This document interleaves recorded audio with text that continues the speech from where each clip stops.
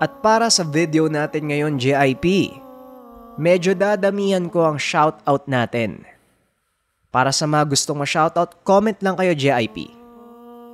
Una, shoutout para kay Maria Elina Razonable, Cristina Hermnani, Sherwino TV, Jason Agonoy, Maribik Kinakin, at kay Lem Mariano.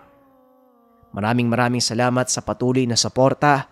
At syempre JIP, malapit na namang mag-Sunday, kaya meron ulit tayong 6 winners ng 200 pesos.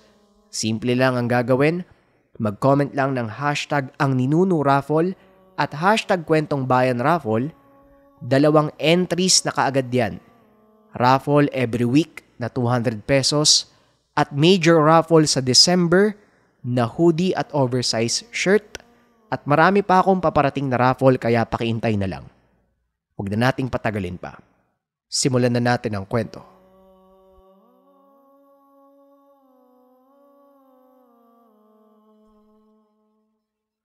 Wika ni Urbano. Nanlaki ang mga mata ni Istoy dahil ang alam niya ay buhay pa ito nung iniwan niya. Teka, sandali lang. Anong sinasabi mong pagkamatay? Hindi ko pinatay yung anak mo. Wika ni Istoy. Agad siyang nilingon ni Urbano at tinitigan ng masama. Ngumiti ito ng nakakaloko, ngunit makikita ang galit sa kanyang mga mata. Hindi mo nga pinatay ang anak ko.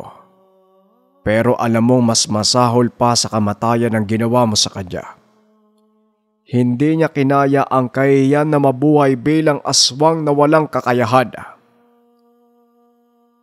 Tugon ni Urbano. Lingid sa kaalaman ni Istoy na nagpakamatay si Postino. Masakit man ang ganong pangyayari, pero nararapat lang yun. Maraming napahamak ng dahil sa kaibangan niya. Hindi ko siya pinatay sa pag-asang gagamitin niya sa mabuting gawa ang nalalabing buhay. Ngunit nagkamali ako dahil mas pinili niya itong wakasan. Muling wika ni Istoy. Laking gulat ng binata dahil biglang nawala si Urbano sa kanyang harapan. Isang malakas na suntok ang tumama sa kanyang tagiliran. Hindi niya malaman kung paanong nakarating si Urbano sa kanyang harapan ng ganong kabilis. Sa kabila ng natatanggap na malakas na atake, nagawa pa ding bumawi ni Istoy ng isang malakas na suntok sa mukha ng kalaban. Napatras ito ng ilang hakbang at pinahid ang dugo sa kanyang bibig. Ngayon alam ko na kung paano mo tinalo si Postino. Inaamin ko, bata, ikaw ang unang tao na nakapagpalapat ng kamay sa aking mukha. May potensyal ka, kaya aalukin kitang maging parte ng pamilya ko. Samahan mo kung isakatuparan ang gawain ng aking Panginoon. Napangiti si Istoy at tumugon. Gawain? Anong klaseng gawain ba yung meron kayo? Hindi bale na lang siguro. Iisa lang ang layunin ko sa mundong to. Ipatupad ang kalooban ng Diyos na may likha ng lahat ng nilalang. Umiling si Urbano habang humahalakhak. Kahit kailan kayong mga tao, hindi niyo pa rin ba naiintindihan? Tumingin ka sa paligid mo, manggagamot. Tignan mo ang nangyayari. Ang mga patayan, krimen at kalamidad. Ito ba ang sinasabi mong kalooban ng Diyos na kinikilala mo? Inaalok kitang mabuhay sa mundong walang kamatayan. Isang mundong ikaw ang sasambahin na mas mababa sa iyo. Isang mundong hindi mo aalalahanin ng gutom, sakit at kamatayan. Pagpapaliwanag ni Urbano. Kagaya ng sinabi ko, hindi ako papasailalim sa kagustuhan mo kung ano man ang nangyayari sa mundo. Kabilang ito sa dakilang plano ng Panginoon. Kinakailangan pang pagdaanan ng mga nilalang ang ganitong uri ng pagsubok para masukat kung karapat-dapat ba sila sa kaharian ng langit. Muling tumawa ng malakas si Urbano na parang kinukutya si Istoy.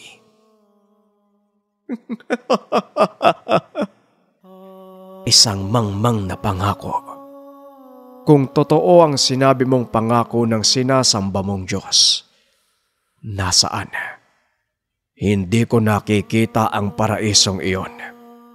Samantalang ako, pagmasdan mo ang katawan ko. Nabuhay na ako sa loob ng mahabang panahon. Nasaksiyan ko ang lahat ng pasakit at hirap na dinanas ng mga tao, ang pagkawala ng kanilang mga mahal sa buhay, at ang unti-unting pagkasira ng mundo. Ayokong danasin ang ganong hirap, bata. At may duminig sa akin dasal. Kaya nandito ako ngayon, nabubuhay ng walang hanggan. Habang nagsasalita si Urbano, unti-unting nagbabago ang panlabas na anyo. Naging kulay itim ang balat. Lumabas ang matutulis niyang buto. Tumubo din ang 4 na sungay sa kanyang ulo. Umatras ka, Istoy. Hindi na tao si Urbano, kung hindi isang demonyo. Sigaw ni Aling Maria. Ibinaling ni Urbano ang kanyang tingin sa matanda. Bigla itong napaluhod habang hawak-hawak ang leeg. Masyado kang madaldal, tanda. Hindi ka makapaghintay na matapos ako sa binatang ito. Pues, uunahin kita. Wika ni Urbano. Mabilis itong tumakbo papunta sa matanda. Hinawakan ito sa leeg. Ngunit sa isang iglap ay biglang may tumaga sa kamay ni Urbano. Sino kang pakialamero ka? Hindi ba talaga mawawala ang mga kagaya nyo? Wika ni Urbano habang pinupulot ang naputol na kamay. Nanlaki ang mga mata ni Istoy nang maiduktong niya ito. Nabaling naman ang atensyon nila sa lalaking dumating nang magsalita ito. Hindi ko hahayaang saktan mo ang nanay ko. Dadaan ka muna sa ibabaw ng bangkay ko. Wika ni Noli. Biglang tumawa ng malakas si Urbano. Sa isang iglap ay nakatayo na ito sa harap ng binata. Sinaksak nito si Noli gamit lamang ang kanyang kamay. Napasigaw si Aling Maria nang makitang unti-unting bumabagsak ang anak sa lupa. Mahina din pala ang isang to. O ngayon, sino pa? Biglang naputol ang sasabihin niya dahil sa isang malakas na suntok sa panga. At bago pa man makalingon para tignan kung sino ang may gawa, nahawakan siya sa ulo ni Istoy at isinubsob ang muka sa lupa. Walang yaka. Ngayon tignan natin ang bangis mong demonyo ka. Wika ni Istoy. Umatras ito ng ilang hakbang. Inilabas ang kanyang medalyon. Hinawakan ito ng maigpit sa kaliwang kamay habang nag-uusal ng orasyon. Matapos mag-usal ay inangat nito ang kanyang tingin. Sabay sambit ng susi ng dasal ni Metatron. Buong lakas niyang sinuntok ang medalyon gamit ang kanang kamay. Napaatras si Urbano nang maramdaman ang napakalakas na enerhiya na dumadaloy sa binata. Tuloy-tuloy ito na parang pilit na kumakawala sa katawan ni Istoy. Hanggang sa biglang bumulusok ang napakalaking haligi ng kidlat mula sa kalangitan. Nagsipagtalsikan sila Aling Maria at iba pa. Nang humupa ang napakalakas na liwanag, nakita nila na nakatayo si Istoy. Halos walang pinagbago sa katawan nito. Ngunit nakikita ni Aling Maria ang napakakalmadong enerhiya. Dumadaloy ito paikot sa katawan ng binata. Idagdag mo pa ang figura ng isang tao.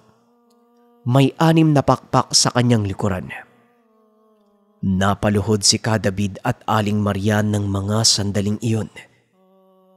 Isang salita lang ang lumabas sa kanilang mga bibig. Ito ang salitang Arkanghel. Nang gabing iyon, isang himala ang nasaksihan ni David at Aling Maria. Isang tanawing hindi lubos akalaing makikita sa buong buhay nila. Hindi ko alam kung bakit bumaba ang Arkanghel na yan. Pero isa lang ang paliwanag dito. Hindi ito laban ng 2 tao, kung hindi 2 nilalang na milyong taon nang magkatunggali, angheles at demonyo. Wika ni Aling Maria. Tama ka, Aling Maria. Isang pambihirang pagkakataon ng kaganapang ito. Sa pakiwari ko, nauulit ang kasaysayan ng digmaan sa langit. Ngunit sa pagkakataong ito, duwelo ng anghel at demonyo ang mangyayari. Habang nag-uusap ang 2 matanda, nagsimula ng magsalpukan sina Urbano at Istoy. Yumanig ang paligid sa tuwing magtatama ang kamao ng 2. Halos mapatakip ng mata ang 2 matanda dahil sa taglay na liwanag ni Istoy ng mga sandaling iyon. Nang makadistansya kay Urbano, itinaas nito ang kanyang mga kamay at mula sa lupa, naglabasan ang napakaraming balingayaw. Nagpaikot-ikot ang mga ito sa kinakatayuan ng 2 at gamit ang mga sapot, gumawa ng harang ang mga gagamba, dahilan para makulong sila Istoy at Urbano sa loob nito. Hindi na kailangang masaksiyan ng karamihan ng mga mangyayari. Mabuti nang tayong 2 lang ang makakaalam. Urbano, alam mong hindi ka mananalo sa akin eh. Pero bakit ka pa din nakikipaglaban? Ano bang dahilan mo? Tanong ni Istoy. Kahit sabihin ko pa sa'yo, kailanman ay hindi kayang unawain ng isipan ng tao ang dahilan ko. Takot ako maranasan ang pagkabulok ng laman, binata. Ayokong isipin na mabubulok ako sa ilalim ng lupa sa oras na mamatay ako. Kaya pinili ko ang buhay na walang hanggan. Tugon ni Urbano. Napailing lang si Istoy sa sinabi nito. Ang katawang lupa natin ay kusang babalik sa anyong pinagmulan nito, Urbano. Mula tayo sa alikabok na inihipan ng Diyos Ama ng sarili niyang espiritu upang maranasan nating mabuhay sa mundong nilikha para sa atin. Masakit lang isipin na may mga taong hindi ito pinapahalagahan. Ngunit kung titignan mong maigi, ang buhay ng isang tao ay parang mahabang paglalakbay. Sa bawat akbang, maaari tayong madapa at magkasugat.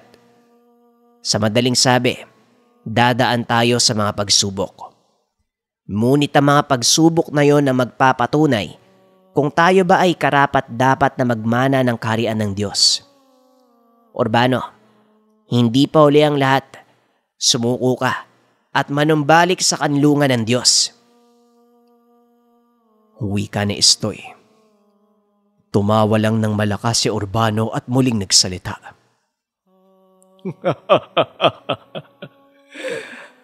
Naririnig mo ba ang sinasabi mo, bata? Sino ba sa palagay mo ang kausap mo? Sa tingin mo, hindi ko nakita ang paghihirap ng mga tao sa mundong ito. Sa tingin mo ba, hindi ko naranasan ang lahat ng sakit na idinulot ng malupit na mundong ito? Marahil hindi mo pa nararanasang mawala ng mahal sa buhay at mag-isa sa mundo kaya mo nasasabihan, pasensya na, Pero mas gugustuhin ko na lang ang ganitong estado kaysa makadama ng kalungkutan. Muling wika ni Urbano sabay sugod kay Estoy. At habang umaatake ito, nakikita ng binata ang lungkot sa mga mata. Sa bawat pagtama ng kamao ni Urbano sa kanyang katawan, nararamdaman niya ang sakit ng nakaraan nito. Alam ko ang paghihirap na dinaanan mo at nararamdaman ko din ang sakit na dinanas mo, Urbano. Biktima ka lang ng malupit na mundo, pero hinayaan mong lamunin ka ng galit mo at ipinaubaya mo ang sarili sa kasamaan. Uulitin ko sa'yo, hindi pa huli ang lahat. Tugon ni Estoy. Sabay hawak sa kamay ni Urbano at hinagis ito papalayo. Akmang tatayo na sana si Urbano. Ngunit hindi niya nagawa dahil inapakan siya ni Estoy sa dibdib. Itinaas ng binata ang kanyang kamay at mula sa kanyang palad, lumabas ang isang sibat na gawa sa kidlat. Itinutok niya ito sa kalaban at nagsalita. Binigyan kita ng pagkakataon para manumbalik sa ama, pero sinayang mo lang. Kaya tanggapin mo ang parusang igagawad ko bilang kapalit ng pakikipagkasundo sa demonyo. Matapos niyang sabihin ang mga katagang iyon, itinarak ni Estoy ang sibat sa katawan ni Urbano. Natupok ito at unti-unting naging abo. Ngunit bago tuluyang matunaw ang katawan ni Urbano, sinambit nito ang salitang salamat. Unti-unting bumaba ang harang na ginawa ng mga balingayaw. Isa-isa itong bumalik sa ilalim ng lupa. Napatayo si Kadabid nang makita si Estoy. Alam nilang nanalo ito, ngunit makikita ang lungkot sa mga mata ng binata. Estoy, nagawa mong talunin si Urbano. Hindi ako makapaniwala sa mga nangyayari. Biruin mo, napababa mo ang arkanghel na gabay ng dasal ni Metatron. Wika ni Kadabid. Ngunit naputol ang kasiyahan nang magsalita si Estoy. Wala tayong dapat ipagbunyi sa labang ito. Isang malungkot na pangyayari ang naganap. Nadama ko ang kalungkutan ni Urbano at nakita ko ang kanyang mga pinagdaan ng hirap. Biktima lang siya ng malupit na kapalaran. Silang lahat na pinili ang pumanig sa kasamaan dahil ayaw nilang danasin ang paghihirap sa mundong ginagalawan natin. Napayuko si Kadabid. Nag-alay ng dasal para kay Urbano. Maging si Aling Maria, nakiisa din sa ilang minutong katahimikan. Matapos noon ay kaagad nang umalis si Estoy sa lugar. Sumunod na din si Aling Maria at David. Akay-akay ng mga ito ang patay na katawan ni Noli. Ngayong tapos na ang laban ni Estoy, anong balak mong gawin? Tanong ni Kadabid. Itutuloy ko pa rin po yung nasimulan ko, Tiyo. Pero bago ako bumalik sa panggagamot, may mga bagay muna akong kailangan tapusin. Tugon ni Estoy. Kung ganon, katuwang mo kami sa lahat ng magiging desisyon mo, Estoy. Nandito lang kami para tulungan ka. Pero teka, ano bang kailangan mong gawin? Tanong ni Kadabid. Kailangan kong linisin ang bayan ng San Jose. Hindi magagawang mabuhay ng mga tao doon kung patuloy silang gagambalain ng masasamang elemento. Tugon ni Estoy. Nagulat si Kadabid sa sinabi ng pamangkin. Kinabukasan ay kaagad na itong nagpaalam. Hindi na nagawang pigilan ni Kadabid ang pamangkin dahil napagtanto niyang ito ang misyong nakatakda para sa kanya. Tinugis ni Estoy ang mga aswang at mambabarang hindi para patayin, kung hindi alisan ng mga kakayahan at bigyan ng pagkakataong mamuhay ng normal. May ilang kusang sumusuko, ngunit hindi rin may iwasan ang mga nanlalaban. Isa na nga dito ay ang pamilya na mambabarang na nakatira sa bukana ng bayan. Nang malaman nila ang ginawa ni Istoy, tumakas ang mga ito. Ngunit kagaya ng sumpa ni Istoy sa sarili, hindi titigil hanggat may natitirang masasamang elemento sa bayang iyon. Tinugis niya ang angkan ng mambabarang hanggang sa makarating siya sa kabilang bayan. Natuklasan ng binata na hindi lang pala sa San Jose naglipa na ang mga ito, maging sa karatig lugar ay marami rin. Natuntun niya ang pamilya sa isang abandonadong tahanan at doon sinubukan niyang makipag-usap ng mahinahon. Kaso nga lang nanlaban ang padre de pamilya, kaya walang nagawa si Istoy kung hindi ang patayin ito. Itinira ng binata ang 2 anak at asawa ng mambabarang. Sabihin mo sa amin kung bakit mo kami binuhay, manggagamot. Hindi mo ba alam na pwede kang mapahamak sa ginawa mo? Wika ng mambabarang. Gawin niyo ang gusto niyong gawin. Binuhay ko kayo ng mga anak mo dahil ayokong sapitin niyo ang pait ng pag-uusig ng mga tao dahil sa kung sino kayo. Sana gamitin mo ang pagkakataong to upang mamuhay ng mapayapa. Magpunta kayo sa malayong lugar kung saan walang nakakakilala sa inyo. Magsimula kayo ng bagong buhay. Tugon ni Istoy. Sa kaloob-looban ng mag-iina, nagpasalamat ang mga ito dahil binigyan sila ng isa pang pagkakataon. Sa paglipas ng panahon ay mas lalong lumaganap ang ginagawa ni Istoy. Marami ang naghahangad na patayin siya, ngunit hindi nagtatagumpay ang mga ito dahil sa taglay na lakas ng binata. Sa tagal ng kanyang paghahabol sa mga mambabarang at ibang masamang elemento, nakarating si Istoy sa iba't ibang bahagi ng bansa. Kagaya sa lugar na pinagmulan, nakilala siya bilang manunugis. Nagkaroon din siya ng mga mag-aaral na kalaunan ay naging katuwang niya sa adhikain. Isa sa mga naging mag-aaral ni Istoy ay ang binatang itago na lang natin sa pangalang Joaquin. Dati na itong may kaalaman sa lihim na karunungan, kaso nga lang ginamit niya ito sa maling paraan. Ito ang naging dahilan kung paano silang nagkakilala ni Istoy. Tunghayan niyo ang kasaysayan ni Joaquin at ang kanyang tangang gamit sa susunod nating kwento. Isa sa mga probinsyang narating ni Istoy ang Siquijor. Dito niya nakilala ang ilan sa mga mauhusay at batikang manggagamot. Naging kaibigan niya ang ilan, ngunit hindi rin may iwasang magkaroon siya ng mga kaaway. Hindi matanggap ng mga ito na mas malakas si Istoy. Bagaman dayuhan, mas maraming humingi ng tulong sa kanya kaysa sa karamihan sa taga-roon. Sinubukan pa ng ibang manggagamot na basagin ang gamit ni Istoy.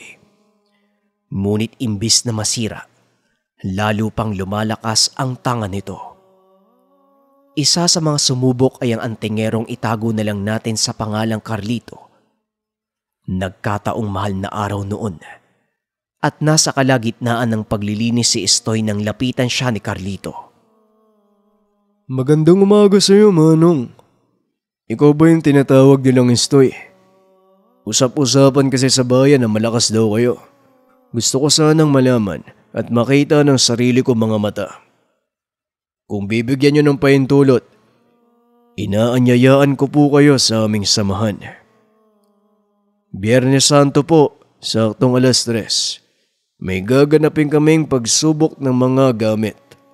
Wala naman sigurong mawawala sa pagdalo mo, di ba? Tumayo si Istoy at nilingon si Warlito. Nang mga panong ito ay medyo nagkakaedad na siya, ngunit hindi pa rin kumukupas ang lakas at kakayahan. Napatras si Carlito nang titigan siya ni Istoy. Halos hindi ito makakilos sa hindi malamang dahilan. Napalo dito sa harapan ni Istoy. Pasensya ka na, kaibigan. Ngunit hindi ko sinusubukan ang mga kagamitan ko. Lalo na kung hindi naman kailangan. Tiwala akong hindi nila ako iiwan sa ere. Kaya kung wala ka nang sasabihin, makakalis ka na. Marami pa akong gagawin. Halos hindi makapagsalita si Carlito dahil sa naramdamang presensya. Nagpa siya itong umalis ng lugar nang wala nang sinasabi. Simula ng araw na yon, mas lalong dumami ang mga bertudes na naghahangad na makaharap si Istoy. At kagaya ng nauna, nabibigulang din sila. Ang ilan ay nasisilaw. Ang ilan ay nabibingi sa oras na marinig nila ang tinig nito. Ang ilan naman ay hindi makakilos dahil sa bigat ng presensyang taglay ni Istoy. Naging lapitin siya ng mga taong nais magpagamot. At sa tulong ng mga aral na natutunan, marami siyang natulungan kahit sa ang dako ng bansa mapunta. Ito ang naging kwento at kasaysayan ni Istoy. Isang taong nabiyayaan ng kakayahan at kaalamang mula sa Diyos at kalikasan. Nagsilbing aral para sa mga estudyante niya ang lahat ng naging karanasan sa buhay. Nag-iwan ng magandang legasiya si Istoy. Tumatak sa kanila ang kwento ng binatang nagawang pagsabayin ang aral ng barang, pati na rin ang aral ng karunungan ng Diyos. Ito ay nang minsan niyang gamitin sa laban, ang kamandag ng Balingayaw at dasal ng Metatron.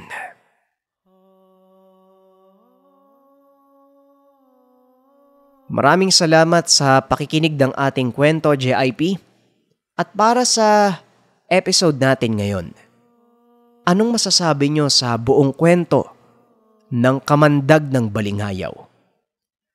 Comment lang kayo, JIP, tas samahan nyo ng hashtag ang Ninuno Raffle at hashtag Kwentong Bayan Raffle para mas malaki ang chance na manalo.